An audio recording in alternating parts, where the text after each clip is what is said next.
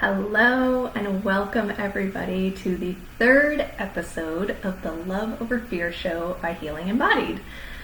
If you are new here, hi, welcome. I'm so glad you're here. My name is Sarah, and I am one of the body-mind integration experts here at Healing Embodied. So Chelsea and I decided to start this show, the Love Over Fear show, a couple months ago, because we believe that you can feel madly, deeply in love and feel fear all at the same time, but we want to help you choose love over fear every single time. So today's episode, is it ROCD or me?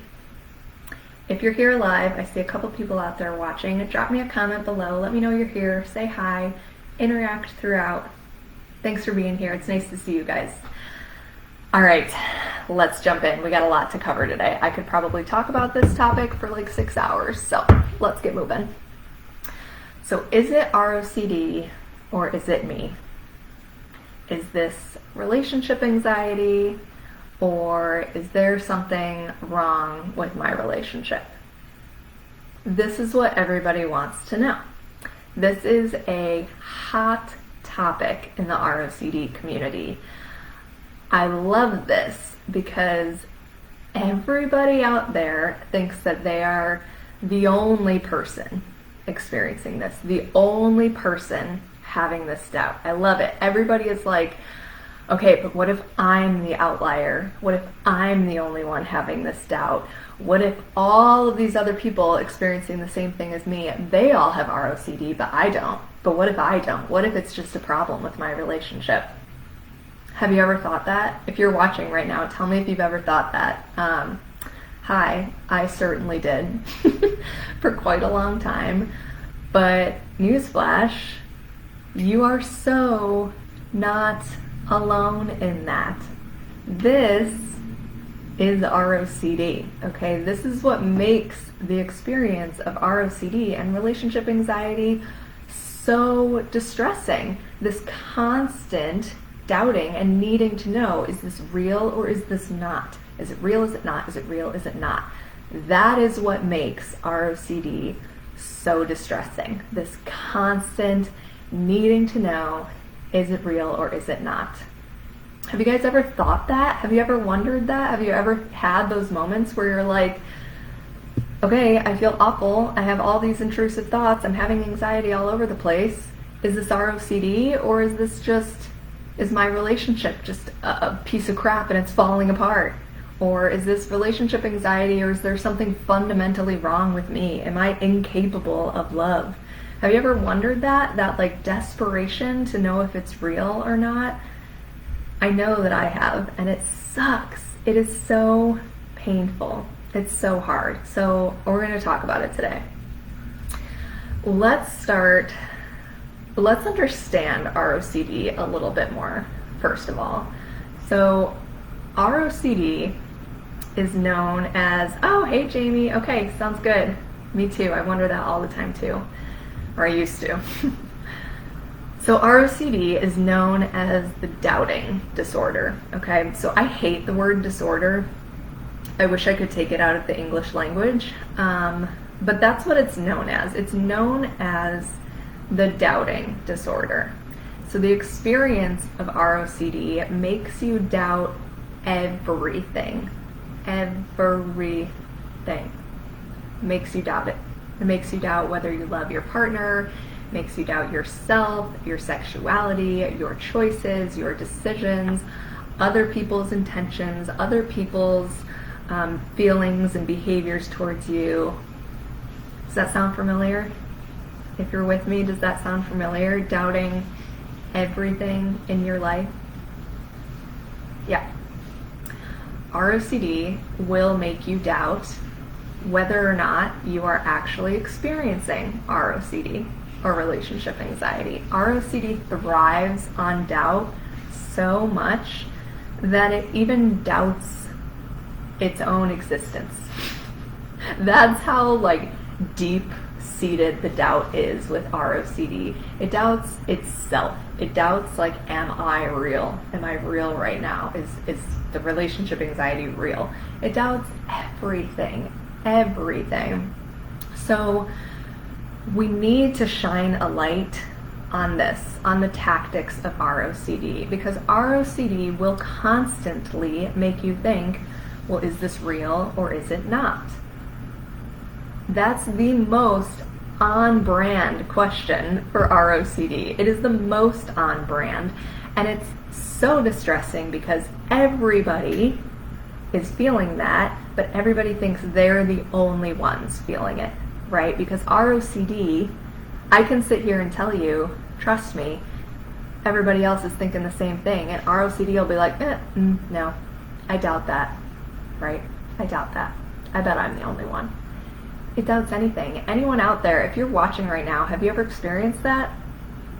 Are you experiencing it right now?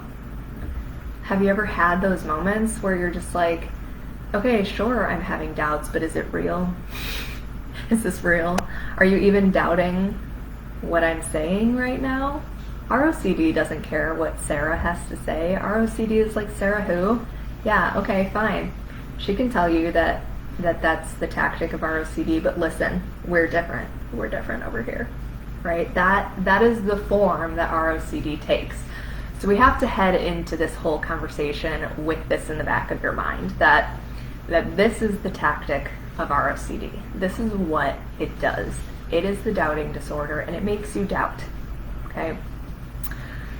Side note, you don't have to have a formal diagnosis of ROCD to relate to everything that we're talking about, okay? You don't have to have a formal diagnosis. You do not need a doctor or a psychiatrist or a therapist or me to tell you this is absolutely ROCD, because guess what? You guys can probably guess what I'm going to say next. Even if you get a formal diagnosis, you can get a piece of paper that has the formal thing, the formal diagnosis written all out, handed to you, laminated, I don't know, and ROCD will make you doubt if it's the right diagnosis, if it's accurate or not. ROCD will not see that diagnosis and be like, oh, great, we got it figured out. It won't. It feels like that. It feels like if I could just get this figured out, then I'd be fine. But it doesn't work that way, because it'll just go one step further. It'll always be one step ahead of you in the doubting game, okay? So we need to understand the tactics of ROCD first. But now let's dive in further and have an even deeper understanding of ROCD, because there are quite a few things going on here that it can be really helpful to understand when it comes to this a global question of, is it ROCD or is it me? And I'm probably going to go off on a few tangents here. I'm going to try really hard to stay organized, but like I said, I could talk about this forever, so we're going to try and stay organized. Let me get a sip of water. Okay. So one thing that's happening with ROCD is that the wires in your brain get crossed. We call it faulty neuroception. So what I mean by that is that when you're experiencing ROCD or relationship anxiety, you can perceive unhealthy things as healthy, healthy things as unhealthy, unsafe things as safe, and safe things as unsafe. Okay, the wires just get crossed. They get crossed. All right. This can be the result of lots of different things. It's different for everybody. This faulty neuroception can arise because of trauma, unhealthy attachments with parents or caregivers, past relational wounds, painful breakups or losses. Doesn't even have to be romantic partners. It can be lost people in your life that you cared about. Internalized messages from society or from your upbringing. There are so many different ways that this faulty neuroception can arise. And none of it is because there's something fundamentally wrong with you. You are not the problem here, okay? There is not a problem here to be solved. The wires are just crossed. They just got a little bit confused. So when our wires are crossed like that, we're kind of constantly living in a state of fear. We are constantly scanning for threats and responding to threats. That is our baseline level of functioning. That's what we're constantly doing. We're constantly in like a hyper or hypo aroused state, like fight, flight, or freeze. So when you are always hyper or hypo aroused, you're always on edge, or anything and everything can cause you to become hyper or hypo aroused, you really can't tell the difference between what's a real real threat and what's not a real threat. Your body is responding the same no matter what, right? Because you can't accurately perceive, oh, that is dangerous and that is not, okay? So if you take, like, in situation A, there is a hungry giant lion standing in front of you. Real threat, that sounds dangerous. And in option B, there is just a picture of a scary hungry lion, or maybe a video of a hungry lion jumping at you. That's not threatening. It's not a real threat. There's not a real lion. Your body responds the same.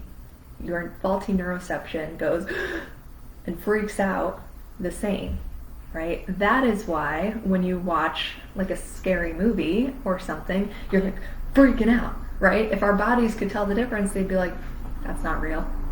But it doesn't work like that, okay? Okay. Reel it back in here, Sarah. Also, I see a couple people are watching. If you're here with me, say hi. Let me know you're here watching. So, okay, let's take it back. Let's take it back to when those wires are crossed. You can't tell what the difference between a real threat and a perceived threat.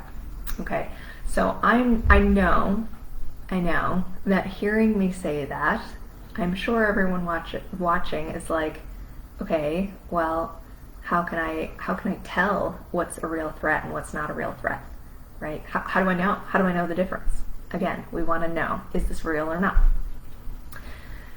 So real danger, a real threat, is when there is, did I say threat again? Whatever, you guys know what I'm saying. Threat is when there's something actually happening, something physically, mentally, sexually unsafe.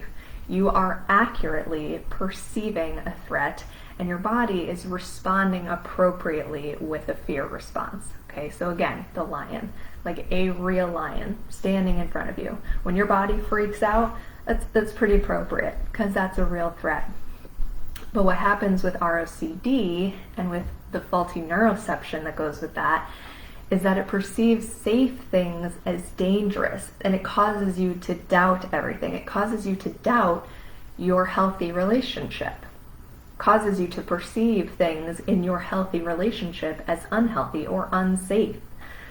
And I know, once again, I know that me saying that right now, ROCD is probably saying like, okay, but is my relationship healthy enough? Is it safe enough? Is it healthy enough for me, right? How do I know that it's healthy? So we need to interrupt this pattern. This is the pattern that I started with today of ROCD. Constantly doubting, constantly wanting to know for certain, what's good, what's bad, what's right, what's wrong, what's safe, what's not safe, what's healthy, what's not healthy. I'm exhausted just saying that. That is the pattern of ROCD. So we need to interrupt this, right? It is not about just solving it. Okay, if you logged onto this episode today, like, great, I'm going to find out which one it is. Is it ROCD or is it me? You're going to be sorely disappointed, and I'm sorry. Sorry, not sorry. Because it's not about solving it. It's, if I were to just give you a cut and dry, like, this is the checklist. This is how you know. If you fill out 5 out of 10, you have ROCD. If it's any less, you don't. If I gave you that cut and dry answer, ROCD is going to doubt it. And it's going to find loopholes in that too. right? It's going to find loopholes. So it is not about having certainty. I'm going to get back to certainty in a minute here. It's not about having certainty. It's about doing the inner work to fix those crossed wires in there. It's about doing the work so that you are not constantly perceiving safe things as dangerous, and you can trust yourself to know the difference. That's the other piece of ROCD. You don't trust yourself to know the difference. That is why we turn to reassurance seeking. That is why we need to constantly ask our friends and our family, is this how I should be feeling? Is this what my relationship should be? That's why we're constantly comparing our relationship to other relationships. That is why you are constantly Googling to find out, is this real or is this not? What does this mean? What does this mean? What does this mean? Right? So you have to do the inner work. It's not about solving it. It's about doing the work so that you're not constantly perceiving safe as dangerous, and you can trust yourself to know the difference. And you can take the risks that are necessary to have a thriving relationship and accurately assess risk level. Accurately. Okay? ROCD, there's risk in everything. Every single relationship in this world, romantic or not, has risk. There is always risk. You wake up in the morning and there is risk. There's risk to being alive, okay? But ROCD perceives any risk as like level 8,000. Any single risk, it doesn't matter what it is like the highest risk ever with ROCD. So even if it's a very, very minimal risk, you really can't tell. Even if it's minimal risk, with ROCD glasses on, I have my ROCD glasses on today, you can't tell the difference. You can't accurately assess what the risk level is until you do the inner work to really reprogram your nervous system, to really reprogram it so that you're not responding with a fear response to any single little tiny risk, right?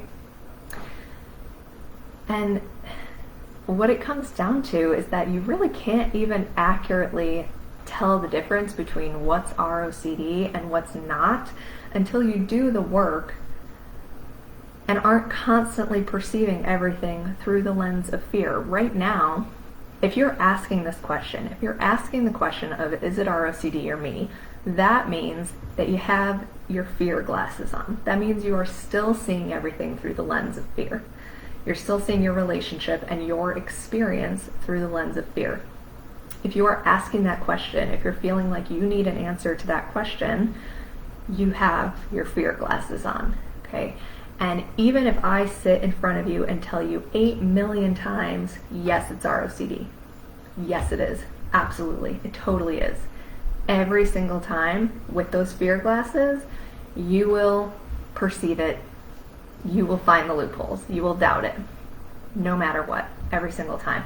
And I know that this is probably bringing up a lot of fears for everybody about like what will happen if I do the work. I hear that all the time. Like, what if I do the work and I find out I have to leave my partner, or that it really wasn't ROCD? We're just gonna have to let that go for today. Okay, that's for another episode. You don't want to hear me talk that long. If I go down that road, we're never coming back. So we're just gonna take that fear and we're just gonna set it to the side for today, and we're gonna reel it back in. Okay? So let's talk more about certainty. So ROCD makes us want certainty, absolute certainty. For anyone experiencing ROCD, sitting in the uncertain, the unknown, the unclear is terrifying. It is terrifying.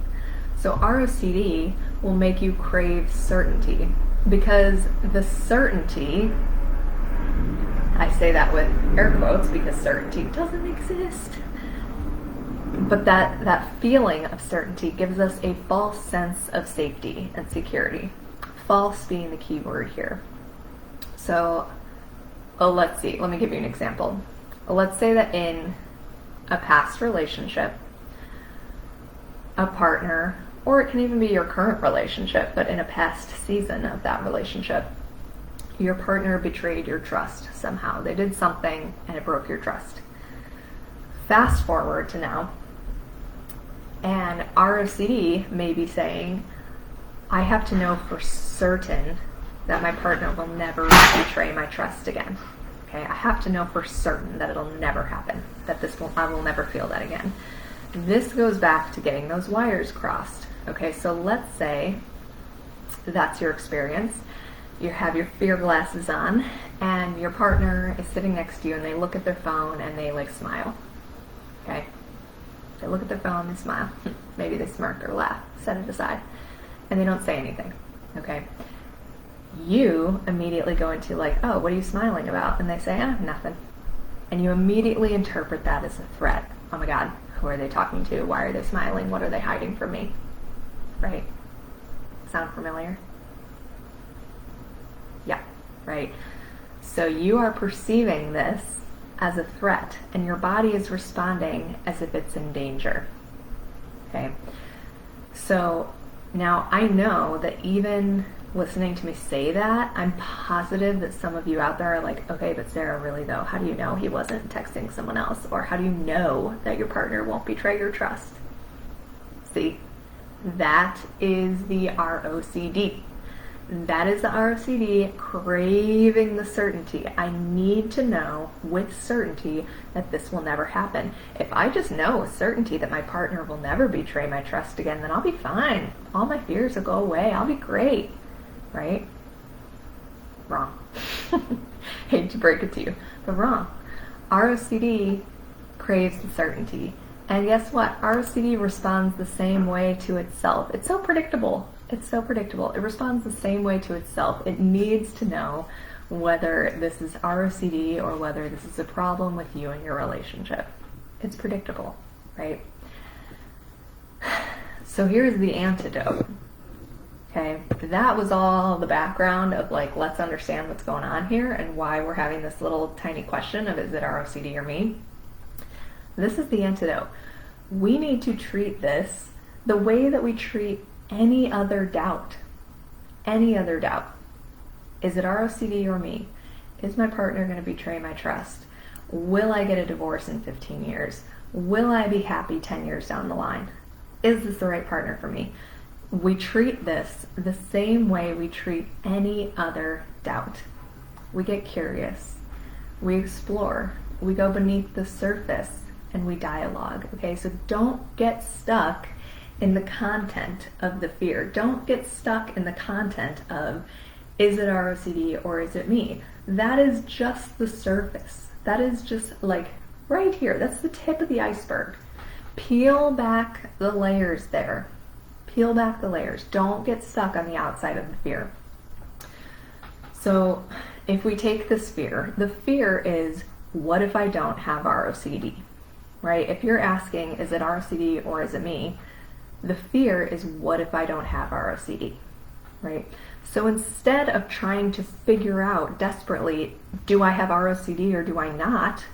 Let's get curious. Let's explore it. Let's say, okay, well, what would it mean for me? Like, what does this mean to me? What if I don't have ROCD? What does that mean to me? What is scary about that to me? Well, that would mean that you're in the wrong relationship. Okay. Well, what would it mean if I was in the wrong relationship? What would that mean for me? Well, it would mean that you have to leave your partner, that you wasted all this time and money, that you don't know what you want, that you don't know what you're doing, etc., etc. Okay. All right, well, what would it mean if I had to leave my partner? Or if I did waste time and money? What would that mean? Well, you'd be so sad and devastated and alone and lonely. You'd feel so stupid. Okay, well, what's terrible about feeling sad and alone? Everyone feels sad and alone sometimes. Why am I so afraid of that? What's my relationship with sadness and with loneliness?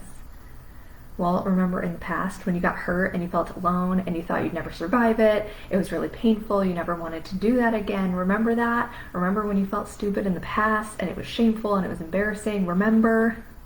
Okay, there's the wisdom. There is the real fear. The fear is not about, do I have ROCD or do I not? It's about this fear of feeling sad, feeling lonely, feeling abandoned, whatever it is for you. It's different for everyone. But do you see how we got there? We peeled back layers. We became curious. We asked, what would that mean? What would I feel? What would happen? What would happen if? What would I feel if? What would that mean to me? Okay, so we didn't get stuck in that surface. Is it ROCD or is it not? We dug deeper. That's when we really get to the real pain. We're getting to the core. We're getting to the wounds. See, it's not about whether this is ROCD or not. It's about much more than that. Excuse me. And we have to remember too that ROCD is just trying to protect us. All right, it's just trying to protect us. That's it.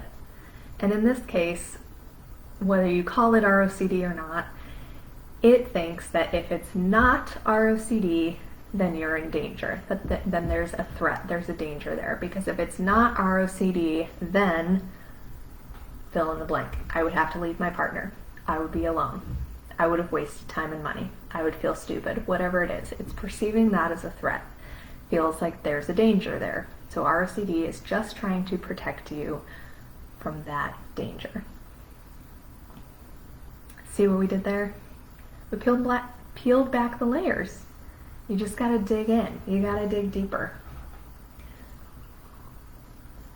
And you know what?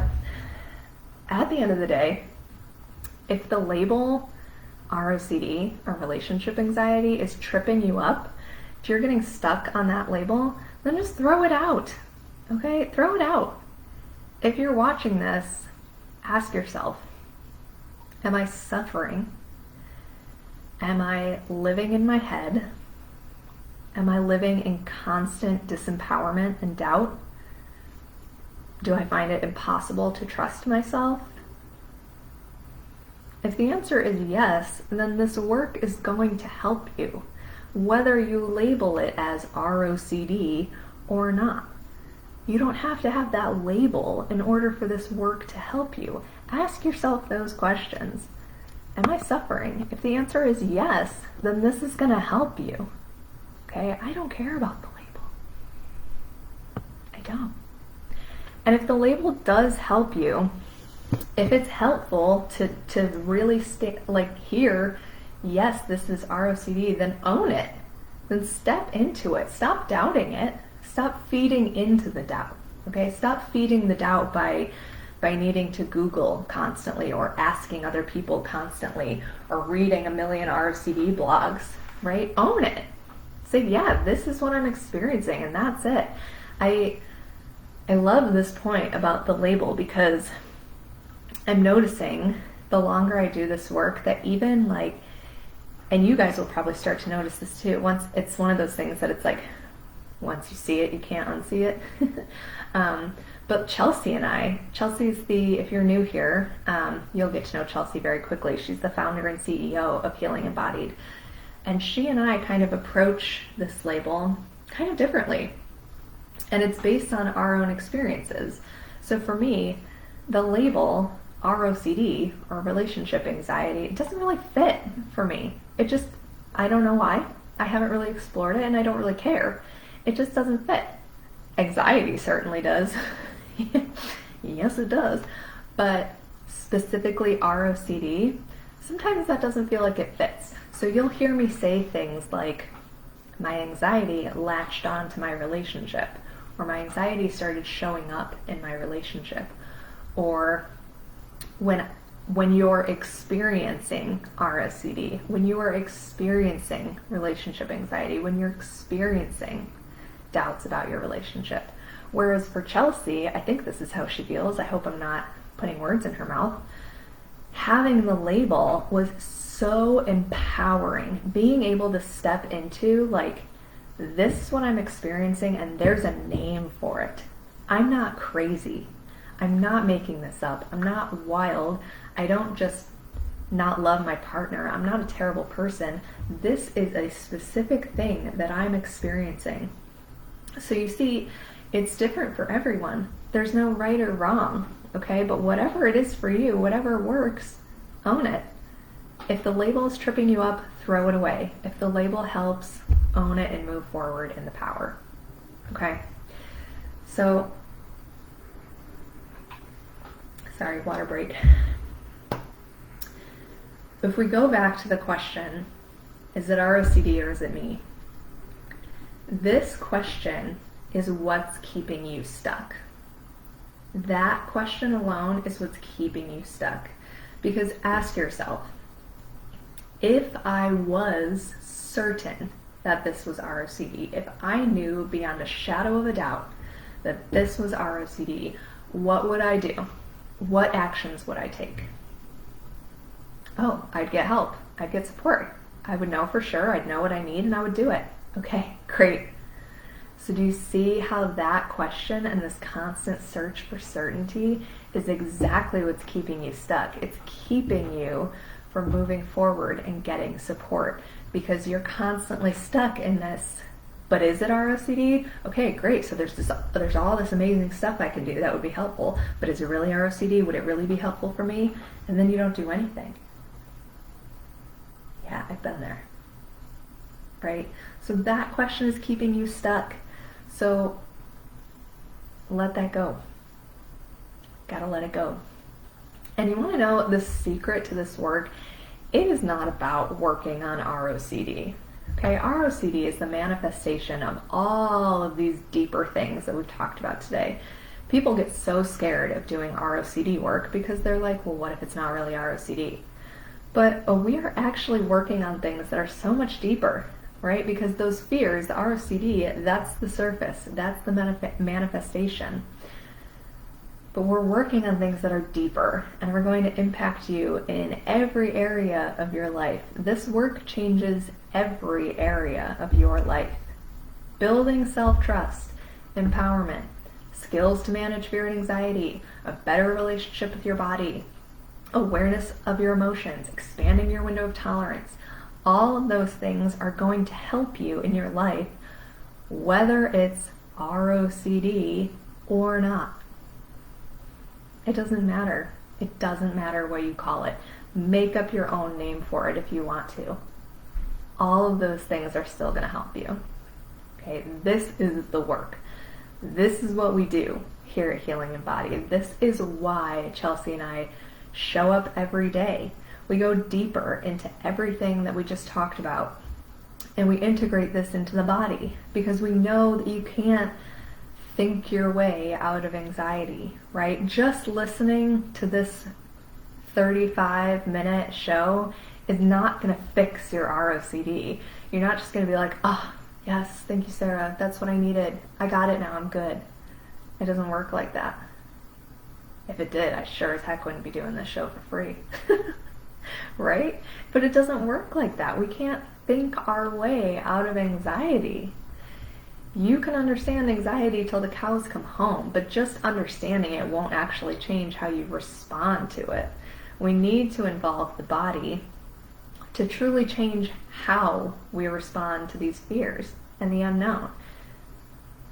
Right? To be able to sit in the unknown, in the uncertainty, without being spiked into a fear response every gosh darn time. We have to involve the body and the nervous system so that we can reprogram. Get those wires that are all jumbled up, get them uncrossed so you can accurately perceive whether it's a threat or not. You can accurately assess threat level, risk level. You can take the risks without being spiked into a fear response, right? If you're ready to do that, book a call with us. Let's talk, let's chat, okay? Why keep yourself stuck any longer? Why keep agonizing over whether or not this is real, whether or not this is ROCD? Oh, sure, I'll do the work, but I gotta figure out if it's ROCD first. Why? Why are you agonizing over that? Why spend any more time on that? Why are you doing that to yourself? If you are suffering, then let's move past that. Let's let that go. Let's do this work to own your life. All areas of your life, not just your relationship. All areas of your life. Okay? If you are ready to do that, then book a call. Sit down. Talk with us. Let's figure out if one of our programs is the right fit for you. The right fit to help you not suffer anymore. I don't want you to be suffering anymore, and I know that you don't want that either. And it's hard, and I get that. It's a big step. But why keep yourself stuck any longer? Why do that? Okay, I think I did pretty good. I didn't go off on too many tangents, right? I see a couple people are still with me. All right, you guys. That is it for today's episode. Thank you so much for tuning in. I will be back with you in about a month, and Chelsea will see you in a couple weeks for our 4th episode. All right, you guys. Take care. Bye.